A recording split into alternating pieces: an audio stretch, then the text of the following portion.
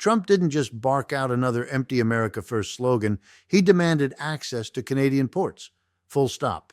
In a move that reeks of desperation rather than strategy, the former reality TV star turned president is now trying to twist Canada's arm into becoming a glorified warehouse for U.S. trade. The play isn't about efficiency or economics, it's about optics.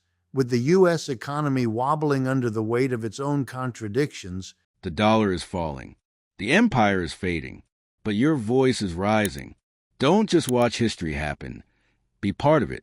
Why have you checkmark subscribe to this channel for more fearless analysis from Richard Wolff and voices the mainstream media refuses to platform? crippling trade deficits, industrial decay, and a crumbling reputation, Trump's demand is the political equivalent of pounding the table when you're losing the game. Mark Carney wasn't having it. In a firm and calculated rejection, Carney told Trump what so many leaders have wanted to say for decades. No, not let's discuss, not we'll consider it, just no. Carney's stance wasn't just about port access. It was a message. Canada isn't some backyard extension of Washington's ambitions. The ports are strategic national assets, not bargaining chips in a U.S. election cycle sideshow. And in saying no, Carney flipped the script on U.S.-Canada relations, turning what used to be quiet compliance into a loud, deliberate pushback. This isn't about maritime logistics, it's about sovereignty, Canadian sovereignty, and a glaring sign of American decline.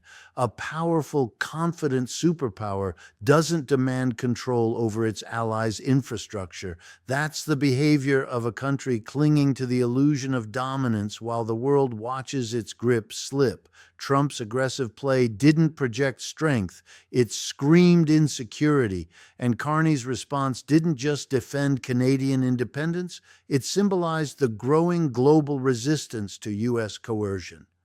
What's unraveling here is far bigger than a border dispute. This is about the erosion of American unilateralism.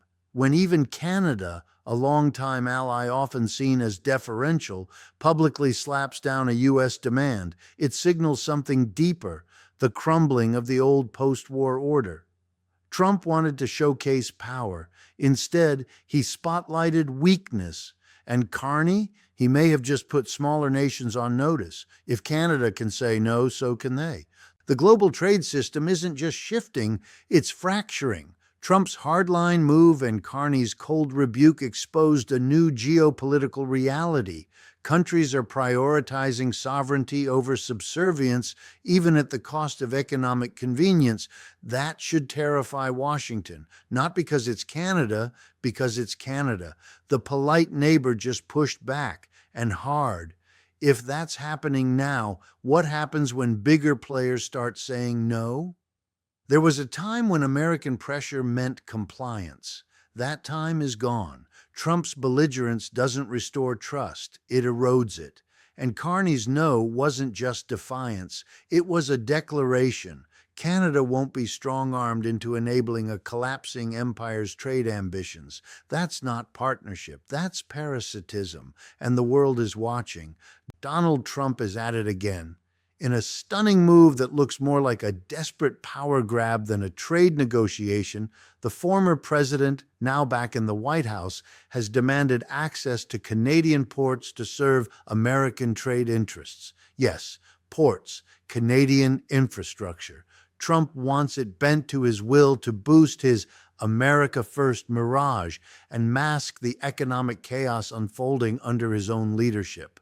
But this time, Canada isn't playing along. Mark Carney has said no, not maybe, not let's talk, a clear, firm, absolute no. And the fallout reveals far more than a trade spat. It's a symbol of collapsing U.S. dominance and the global order reshaping itself in real time. Let's be clear, this demand wasn't about efficiency or trade optimization. It was about dominance. It was about a declining empire grasping for leverage, trying to force allies into submission to project strength it no longer truly possesses. A confident global power doesn't demand control of another country's strategic infrastructure. A secure economic superpower doesn't throw tantrums at its neighbors when its trade deficits balloon and its domestic industries rot from within. This wasn't diplomacy. This was coercion, textbook authoritarian pressure disguised as negotiation, and it backfired. Trump's tactic was simple: bully Canada into giving up control over its own ports under the pretense of streamlining trade. In reality, it was a desperate attempt to reassert U.S. economic leadership at a time when that leadership is slipping away. The irony? The very act of making such a demand exposed just how fragile that leadership really is. The U.S. economy, under Trump's erratic and isolationist policies, is buckling under the weight of its own contradictions. Massive deficits, decaying infrastructure, industrial stagnation, and a trade strategy that alienates allies and emboldens rivals. Instead of cooperation, Trump offers confrontation. Instead of trust, threats. Mark Carney's response cut through the noise with surgical precision. He didn't just reject the demand, he asserted Canadian sovereignty with conviction. And in doing so, he reminded the world that Canada is not a pawn on America's chessboard. Ports are not just transit points. They are symbols of national control, economic strategy, and sovereign identity. Handing over access to American interests would have set a dangerous precedent, turning Canadian trade into a tool of U.S. domestic politics. Carney knew this, and he wasn't about to let Trump's political theater compromise Canada's autonomy. This clash was never just about port access, it was about power, and Carney's refusal represents a seismic shift in how smaller nations respond to U.S. pressure.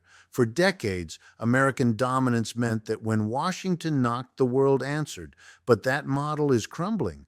The global power structure is tilting toward multipolarity, toward regional alliances, toward sovereign self-interest over blind deference to Washington's demands. And when even America's closest allies start pushing back, you know the tides are turning. Trump wanted to prove that America still calls the shots. Instead, he proved that the old rules no longer apply. He wanted submission, and he got resistance. He wanted to show strength, and he revealed weakness. It's a stark contrast between nostalgia and reality. The nostalgic vision of American supremacy, the one Trump sells to his base, is rapidly colliding with a world that's no longer willing to play along. The implications are enormous. This dispute cracks the facade of the U.S.-led trade order. It exposes just how unstable and unpredictable international relations have become under Trump's leadership. When even Canada is questioning the reliability of the United States as a partner, the rest of the world takes notice, and they adjust accordingly, diversify alliances, seek new partners, hedge their bets against a volatile America that once offered stability but now exports chaos. Trump's demand was political theater tailored for domestic consumption. He needed a win. He needed to look tough. So he picked a fight with Canada, believing it would be easy. That's how desperate the optics game has become. But the damage goes far beyond a failed demand. It erodes trust. It shakes confidence. It injects uncertainty into global supply chains that rely on predictability, not political stunt work. And the result? A world that becomes more cautious, more divided, more fragmented.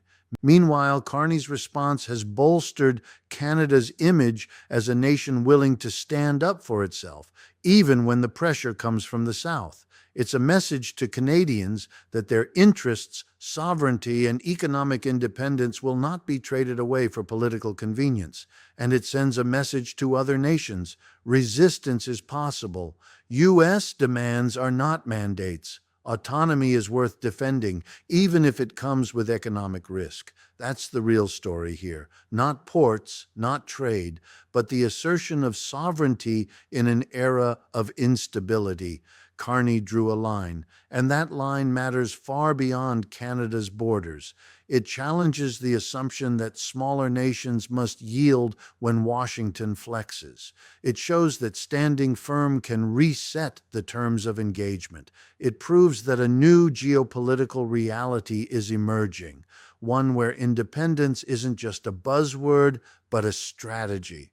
And let's be honest, Trump's move wasn't about long-term strategy. It was a short-term spectacle.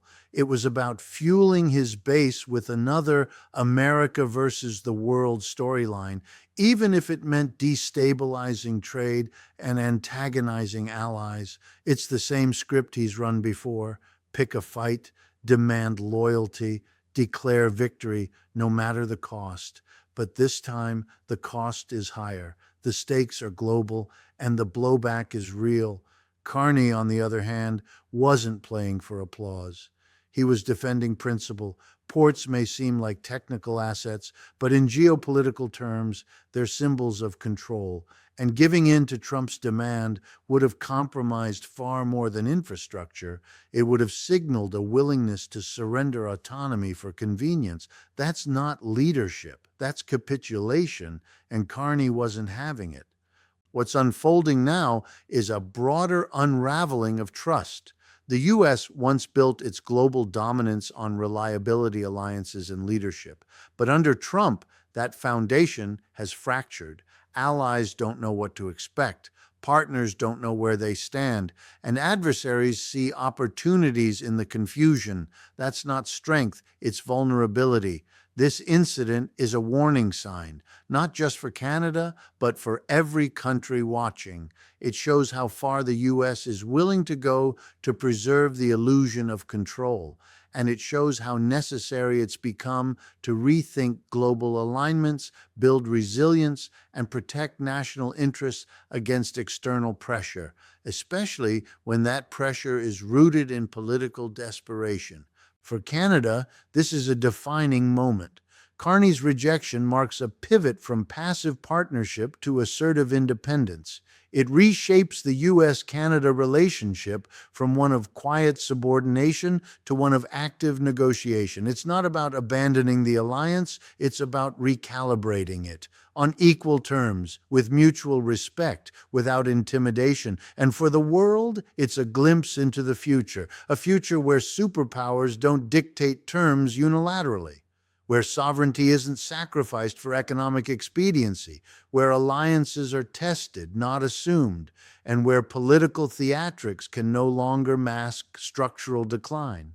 Trump's demand was loud. Carney's answer was louder. And what echoes from this standoff is a fundamental truth. The era of unchallenged American dominance is over. What comes next is a world more complex, more contested, and more determined to chart its own path. This is not just a trade story, it's a global turning point. If you're ready for politics that respect sovereignty, that prioritize cooperation over coercion, and that reject authoritarian power grabs, subscribe now.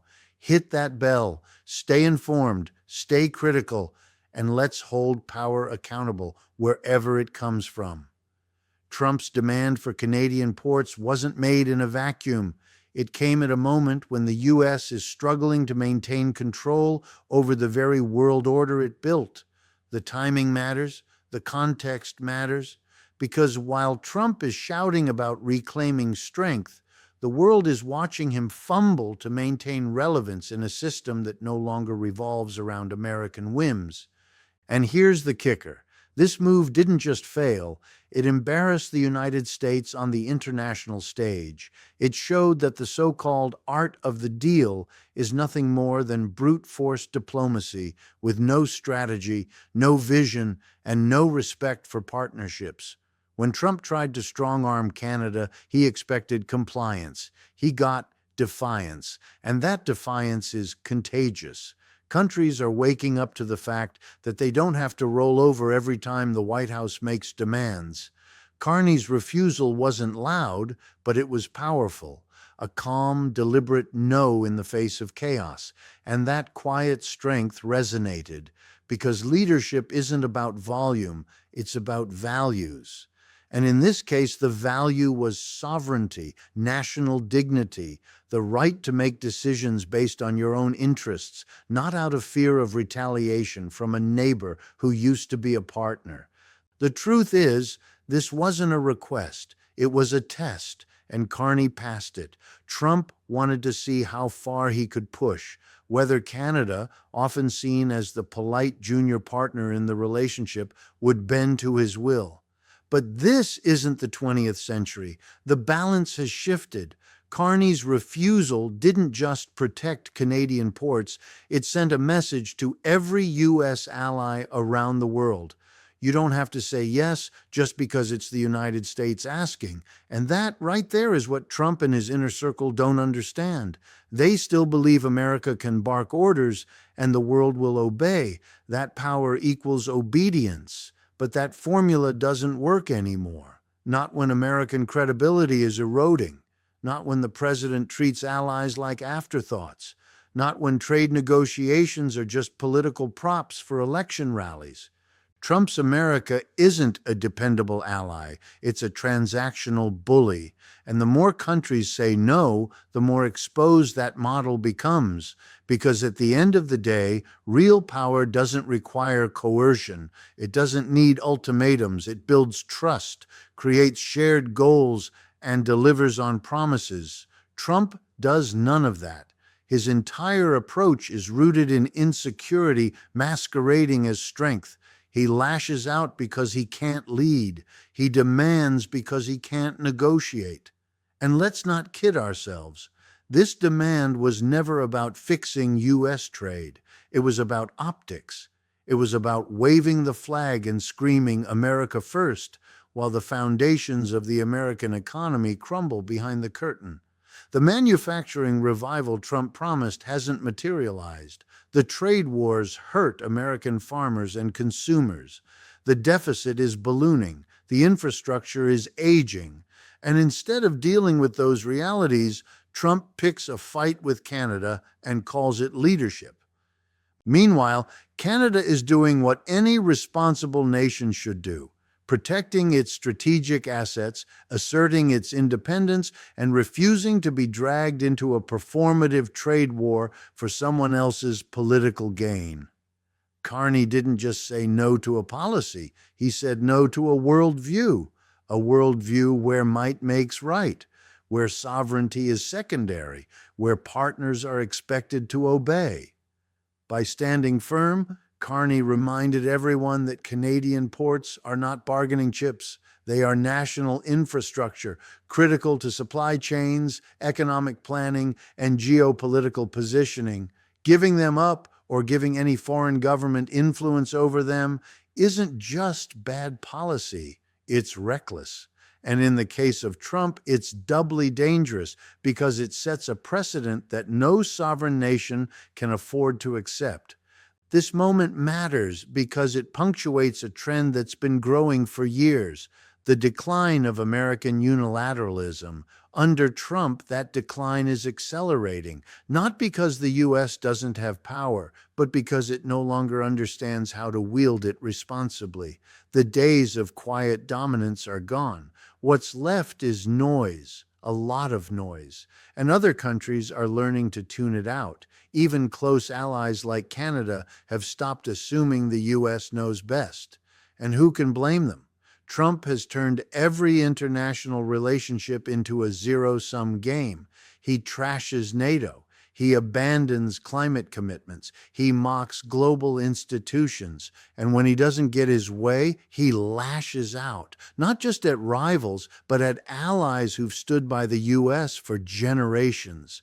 Carney's refusal marks a break from that dysfunction, a declaration that Canada won't be part of Trump's chaos machine, that it won't be a silent enabler, that it values stability, sovereignty, and principle over submission to a fragile ego. And it's a bet that in the long run, standing firm will earn more respect than giving in. And here's the global dimension. The world is watching this moment with eyes wide open. From Europe to Asia, leaders are taking notes. If Canada can say no, why not others? Why not push back when Washington overreaches? Why not demand mutual respect instead of one-sided deals? That's the real fallout of this failed demand. It's not just a diplomatic embarrassment, it's a signal to the world that the U.S. no longer calls the shots by default, that its influence is now subject to conditions. That strength without credibility means nothing, and that Trump's model of governance, aggressive, erratic, performative, has a cost. The cost is trust. The cost is cooperation. The cost is the ability to build alliances that last beyond press conferences and tweet storms. Carney's stance didn't just reinforce Canada's independence, it contributed to a growing narrative that American power, when abused, invites resistance, not allegiance. That global partnerships must be built on shared respect, not forced compliance.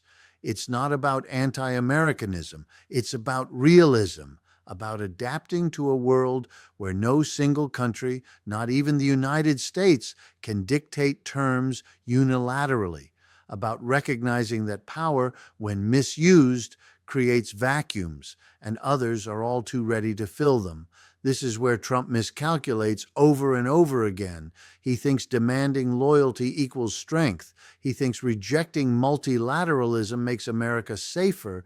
He believes that threats bring order, but the result is the opposite: instability, isolation, and a steady erosion of the very power he claims to protect.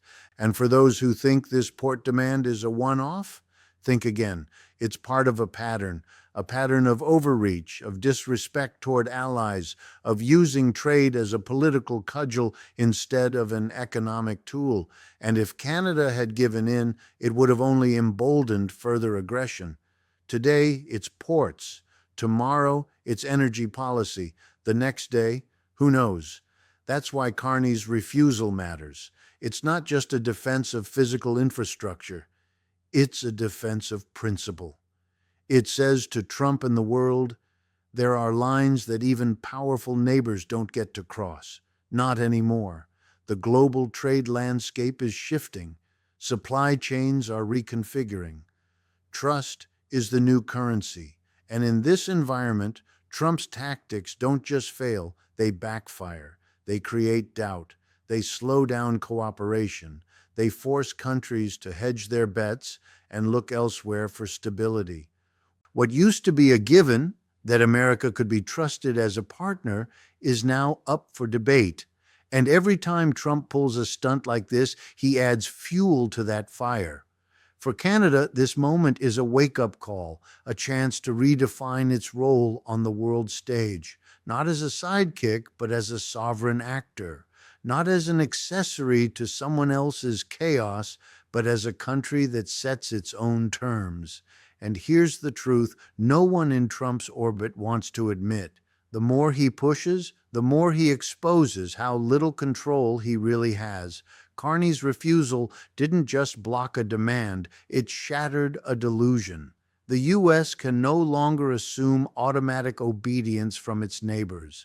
The world has changed. The masks are off. This isn't the post-war era where American dominance went unchallenged. This is a new age of sovereign resistance, of recalibrated alliances, of leaders who won't be bullied into submission by flag-waving bravado.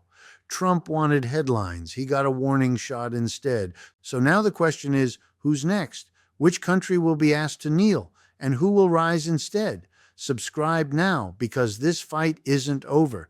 This is just the first chapter in a global story of power, resistance, and sovereignty. Don't blink, don't back down, stay loud, stay sharp, and let's make it clear, the world isn't Trump's playground.